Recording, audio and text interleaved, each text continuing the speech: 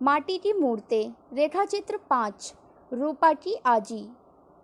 कुछ दिन चढ़े मैं स्कूल से आकर आंगन में पालथी मारे चिवड़ा दही का कौर पर कौर निगल रहा था कि अकस्मात मामी ने मेरी थाली उठा ली, उसे घर में ले आई। पीछे पीछे मैं अवाक उनके साथ लगा था। थाली रख मुझसे बोली, बस यहीं खा, बाहर मत निकलना, रूपा की आजी आ रही है, नज़र लगा देंगी, समझे। मैं समझता क्या खाक, हाँ, रूपा की आजी से कौन नहीं डरता। कौन बच्चा उनकी बड़ी बड़ी आंखें देखकर ना सिहर उठता। वह डायन है, गांव भर में यह बात प्रसिद्ध है। वह जिसको चाहे जादू की फूंक में मार सकती हैं। बच्चों पर उनकी खास नज़रें इनायत रहती हैं।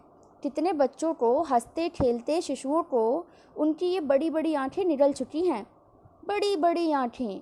रूपा की आजी की ये है सूरत शक्ल। लंबी गोरी औरत, भरा पूरा बदन, हमेशा साफ सफ़ेद बगाबान कपड़ा पहने रहती। उस सफ़ेद कपड़े के घेरे से उनका चेहरा रौब बरसाता। फिर उनकी बड़ी बड़ी आंखें, जिन पर लाली की एक हल्की छाया, पूरे बदन का ढांचा मर्दों के जैसा, मानो धोखे से औरत हो गई हों। जिस गांव में वह आई हैं, वहाँ लोग कहते हैं कि औरतों का ही राज है। लोगों ने मना किया उनके ससुर को, वहाँ बेटे की शादी मत कीजिए, किंतु वह भी पूरे अखाड़िया थे, जिद कर गए। देखें कैसी होती हैं वहाँ की लड़की। रूपा की आजी ब्याह के आई। आने के थोड़े ही दिनों बाद ससुर जी चल बसे। कुछ दिनों के बाद रूपा के दादाजी भी। इन दोनों की मौत अजीब हुई। ससुर जी दोपहर में खेत से आए। रूपा की आजी ने थाली परोसकर उनके सामने रखी। 2 कौर खा पाए थे कि पेट में खोंचा मारा, दर्द हुआ, खाना छोड़कर उठ गए। शाम होते होते उसी दर्द से चल बसे। रूपा के दादाजी एक बारात से लौटे, थके मांदे। नवोड़ा पत्नी रूपा की आजी ने हंसकर एक गिलास पानी पीने को दे दिया।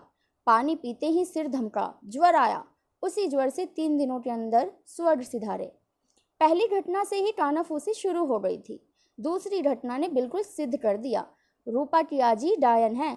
दोनों को जादू ए जोर से खा गई है। रूपा के पिताजी का जन्म उसके 3-4 महीने बाद हुआ था। रूपा की आजी की गोद भरी। आखिर इस डायन ने अपना खानदान बचा लिया। लोगों ने कहना शुरू किया। बेटे को इस डायन ने बड़े नाज से पाला पोसा, बड़ा किया और उसकी शादी भी धूमधाम से। किंतु कैसी है ये चुड़ैल, शादी का बरस लगते लगते बेटे को भी खा गई। मूछ उठान जवान बेटे को, कितना सुंदर गठीला जवान था वह। कुश्ती खेल कर आया, इसके हाथ से दूध पिया, खून के दस्त होने लगे। कुछ ही घंटों में चल बसा। उसके मरने के बाद इस रूपा का जन्म हुआ और रूपा अभी प्रसूति गृह में ही कें कर रही थी कि उसकी माँ चल बसी। बाप रे, रूपा की आजी कैसी बड़ी डायन है। डायन पहले अपने ही घर को स्वाहा करती है। जवान बेटे की मृत्यु के बाद रूपा की आजी में अजीब परिवर्तन हुआ। आंखें हमेशा लाल रहती, छोटी छोटी बातों में भी आंसू की धारा बह निकलती, होठों होठों कुछ बुदबुदाती रहती। दोनों जून स्नान कर भगवती का पिंड लीपती, धूप देती, बहुत साफ कपड़ा पहनती। जिस जवान को देखती तो देखती ही रह जाती, जिस बच्चे पर नजर डालती मानो आंखों से ही पी जाएगी। लोगों ने शोर किया, अब इसका डायनपन बिल्कुल प्रकट हो गया। डरो, भागो, रूपा की आजी से बचो, रूपा की आजी से बचो। लेकिन बचोगे कैसे? भर दिन रूपा को गोद लिए, कंधे चढ़ाए या उसकी छोटी उंगलियों को पकड़े, यह इस गली से उस गली, इस घर से उस घर आती जाती ही रहती। ना एक व्रत छोड़ती, ना एक तीरथ। और हर व्रत और तीरथ के बाद गांव भर का चक्कर, उत्सवों में बिना बुलाए ही हाजिर। उफ, यह डायन कब मरेगी, कब गांव को इससे निजात मिलेगी। मन ही मन यह मनाया जाता। किंतु ज्यों ही रूपा की आजी सामने आई नहीं कि उनकी खुशामदें होती। कहीं वह नाराज ना हो जाएं। अपने ससुर, पति, बेटे और पतोहों और खाते जिसे देर न लगी, वह दूसरे के बाल बच्चों पर क्यों तरस खाएगी। स्त्रियां उन्हें देखते ही कांप उठती। किंतु ज्यों ही वह उनके सामने आई कि दादी जी कहकर उनका आदर सत्कार करना शुरू किया। इस आसन पर बैठिए, जरा हुक्का पी लीजिए, सुपारी खा लीजिए, यह सौगात आई है, जरा चख लीजिए, आदि आदि। रूपा की आजी कुछ सत्कार स्वीकार करती, कुछ अस्वीकार। उनकी अस्वीकृति आग्रह नहीं मानती थी, अस्वीकृति, और लोगों में थरथरी लग गई। फिर परिवार ही ठहरा। अगर बरस 6 महीने में ही किसी को कुछ हुआ तो रूपा की आजी के सिर पर दोष गिरा। कितने ओझे बुलाए गए इस डायन को सर करने के लिए। उनके बड़े बड़े दावे थे। डायन मेरे सामने होते ही नंगी नाचने लगेगी। डायन के कोंचे से आप ही आप आग जल उठेगी। डायन खून उलगने लगेगी। डायन पागल होकर आप ही आप बकने लगेगी। ओझा आए, तांत्रिक आए, टोने हुए, तंत्र हुए, तेली के मसान की लकड़ी, बेमौसम के अड़हुल के फूल, उल्टी सरसों का तेल, मेंढक की खाल, बाघ के दांत, क्या क्या ना इकट्ठे किए गए। ढोल बजे, झांझ बजी, गीत हुए, देव आए, भूत आए, देवी जी आई, किंतु रूपा की आजी न पागल हुई, न नंगी नाची, न उनके देह पर फफोले उठे। ओझा गए, तांत्रिक गए, कहते हुए उफ ये बड़ी ढाढ़ है, बिना करम कच्छा के गए, इसका जादू हटाया नहीं जा सकता। कई ओझे इसके लिए रुपए भी ऐंठते रहे, किंतु रूपा की आजी जस ई तस रही। मैं बड़ा हुआ, लिखा पढ़ा, नए ज्ञान ने भूत प्रेत पर से विश्वास हटाया, जादू टोने पर से आस्था हटाई। मैंने कहना शुरू किया, यह गलत बात है। रूपा की आजी पर झूठी तोहमत लगाई जाती है। बेचारी के घर में एक के बाद एक आकस्मिक मृत्यु हुई। उसका दिमाग ठीक नहीं। आंखों की लाली या पानी डायनपन की नहीं, उसकी करुणाजनक स्थिति की निशानी है।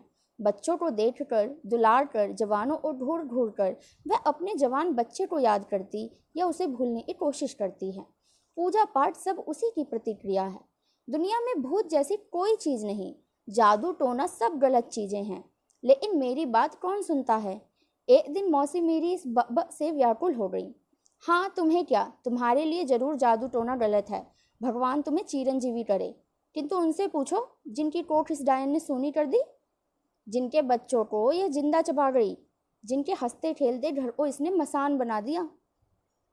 कहते कहते उनकी आंखें भर आई। कुछ गरम गरम बूंदें आंखों से निकलकर जमीन पर ढुलक रही। फिर बोली, उस पड़ोसिन की बात है, उसकी बेटी ससुराल से लौटी थी गोद भर।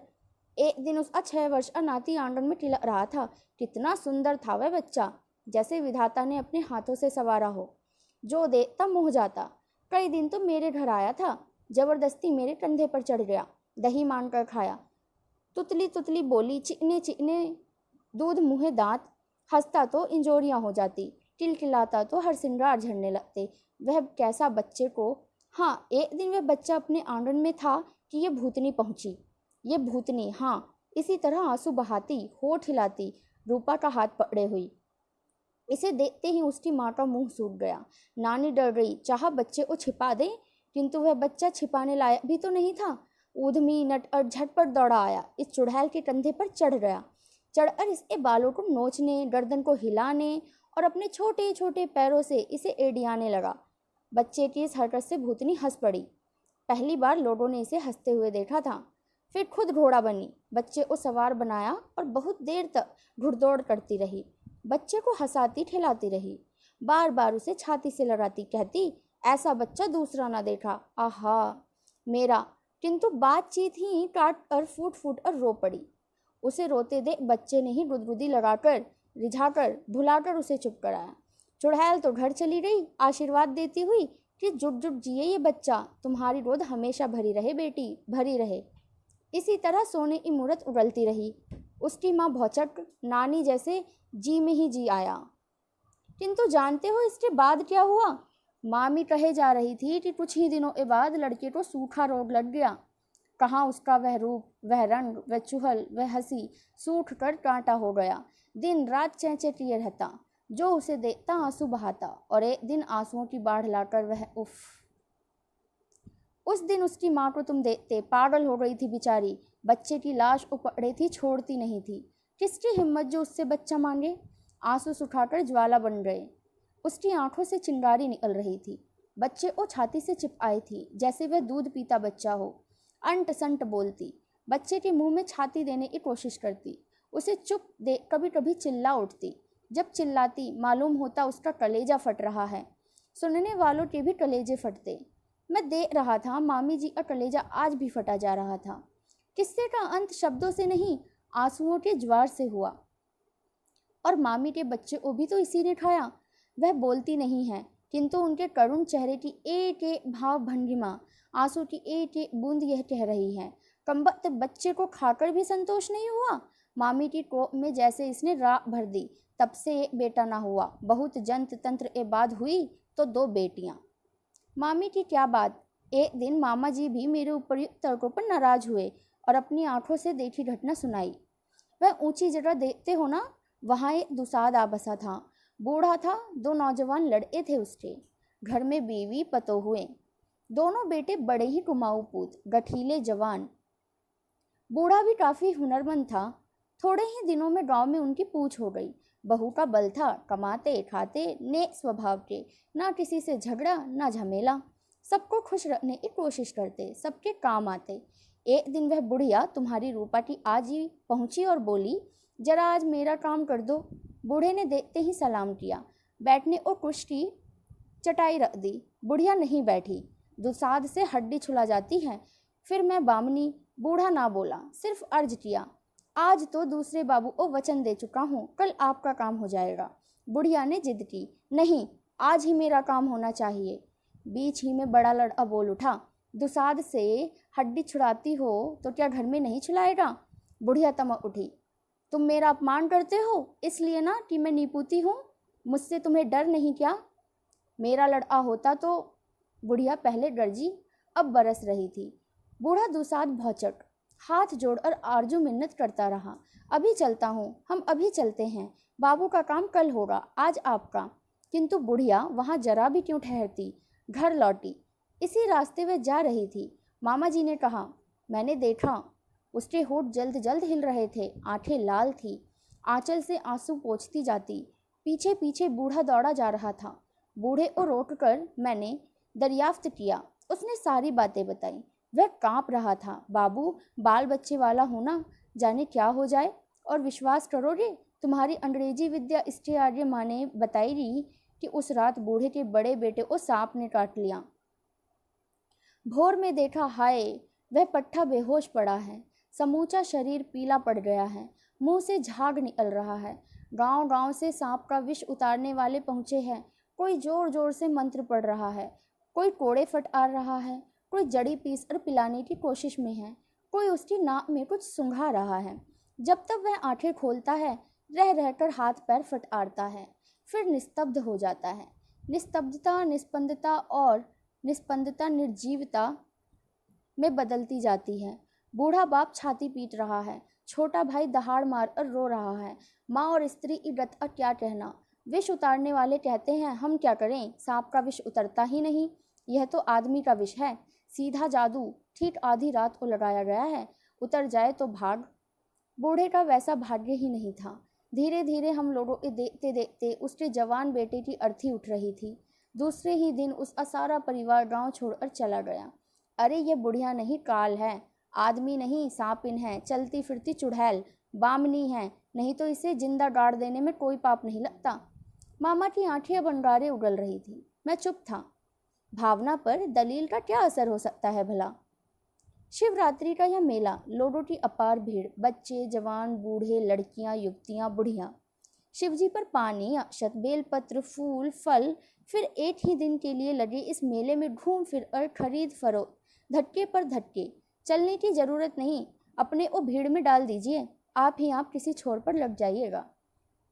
बच्चों और स्त्रियों की अधिकता, उन्हीं के लायक ज़्यादा सौदे, खंजड़ी, पिपही, झुंझुने, मिट्टी की मूर्तें, रबड़ के खिलौने, कपड़े के गुड्डे, रंगीन मिठाइयाँ, बिस्कुट, लेमचूस, ठिकुली, सिंदूर, चूड़ियाँ, रेशम के लच्छे, नकली नोट, चटमट के पत्ते, आईना, कंघी, साबुन, सस्ते एसेंस और रंगीन पाउडर, भाव साव की छूट, हल्ला गुल्ला, गहनों के झमझम में चूड़ियों की झंझन, साड़ियों के सरसर में हंसी की खिलखिल। कहीं नाच हो रहा है, कहीं बहरूपियां स्वांग दिखा रहे हैं, कहीं घिरनी और चरखी पर बच्चे झूल रहे हैं। अकस्मात एक ओर से शोर हुआ, पगली पगली पगली, छोड़ो छोड़ो छोड़ो, डायन डायन डायन, मारो मारो मारो। एक औरत भागी जा रही है, अधनंगी अधमरी।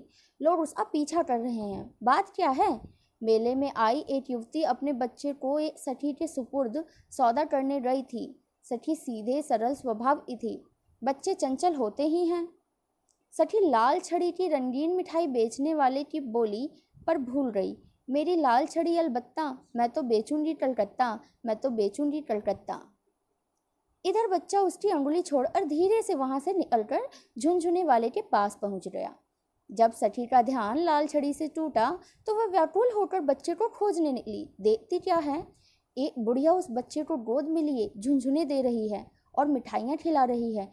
कैसी उसकी सूरत, फटा चिटा कपड़ा, धूल से भरा शरीर, बिखरे बाल, लाल लाल आंखें, बड़ी बड़ी टांग, बड़ी बड़ी बांह। उसे देखते ही वह चीख पड़ी। डायन! बुढ़िया चौंकी, गुर्राई, क्या बोलती है? किंतु वह तो चिल्लाए जा रही थी, डायन डायन। हल्ला देख बच्चा चीखने लगा। बुढ़िया ने बच्चे को कंधे पर लिया। वह बुढ़िया के नज़दीक पहुंचकर बच्चे को उससे छीनने की कोशिश करने लगी। एक हल्ला, एक शोर, एक गौगा। अब बच्चा सखी की गोद में और बुढ़िया को लोग पीट रहे हैं। बच्चा बार बार उसकी ओर देखकर बुदिया बुदिया कह उठता, मानो उसकी मार पर तरस खाता हो, उसकी गोद और ललक रहा हो, किंतु कौन उस पर ध्यान देता है। बुढ़िया भागी जा रही है। स्त्रियां, बच्चे, मर्द उसके पीछे लगे हैं। थोड़ी थोड़ी देर पर वह रुकती है, दांत दिखाती है, हाथ जोड़ती है, कभी कभी तो गुस्से में होकर ढेले उठाती है। वह सिर्फ ढेले उठाती है, लोगों पर फेंकती नहीं। इसी भागा भागी में वह जगह पहुंचती है जहां पहले कुआं था। अब उसकी गति खराब हो गई थी। वह भट रहा था। भागने में व्याकुल उसका ध्यान उस ओर ना रहा। धड़ाम से उस कुएं में जा गिरी। भीड़ रुकती है। कोई कहता है मरने दो, कोई कहता है निकालो। जब तक निर्दयता का करुणा की विजय हो तब तक वह जल समाधि ले चुकती है। यह उसकी लाश है। किसकी लाश है? बुढ़िया की लाश? रूपा की आजी की लाश। रूपा की आजी की लाश। वह यहाँ कहाँ? रूपा की शादी बड़े धूम से की उसने, सारी जायदाद बेचकर। जिसे भोर में रूपा की पालकी ससुराल चली, उसी शाम को वह घर छोड़कर चल दी। कहाँ? कौन जाने। इतने दिनों तक वह कहाँ कहाँ की धूल छानती आज पहुंची थी इस मेले में। क्यों? क्या रूपा को देखने? उसके बच्चे को देखने? क्या वह रूपा का बच्चा था? उसने परिचय क्यों न दिया? छोड़िए उस चर्चा को। बहुत दिन हुए रवि बाबू की एक कहानी पड़ी थी। एक भद्र परिवार की महिला हैजे से मर गई। लोग जलाने में शमशान ले गए। चिता सजाई जा रही थी कि वर्षा होने लगी। चिता छोड़कर लोग बगल की अमराई की मड़ैया में छिपे रहे। काली रात थी जब वर्षा खत्म हुई। उन्होंने पाया कि चिता से मुर्दा गायब। क्या सियार खा गए? खोज ढूंढ फिजूल गई, किंतु किस तरह बाबू साहब से कहा जाएगा कि उनकी असावधानी से मुर्दा गायब हुआ। झूठ मूठ की चिता में आग लगाकर चले गए। इधर बेचारी महिला पानी की बूंद से जीवन पा चिता से उठी। दिन भर खेतों में छिपी रही। भद्र कुल की महिला थी। रात में जब घर पहुंची, दरवाजा खटखटाया। उसकी बोली सुन लोग दौड़े। अरे भूत भूत! नैहर पहुंची, वहां भी भूत भूत। बहन के घर पहुंची, वहां भी भूत भूत। जहां जाए वहीं भूत भूत। आखिर उसने अपने को गंगा जी की गोद में सुपुर्द कर दिया। क्या रूपा की आजी भी कुछ इसी तरह लोकापवाद की शिकार नहीं हुई? घटनाओं ने उसके साथ साजिशें की। लोगों ने जल्लाद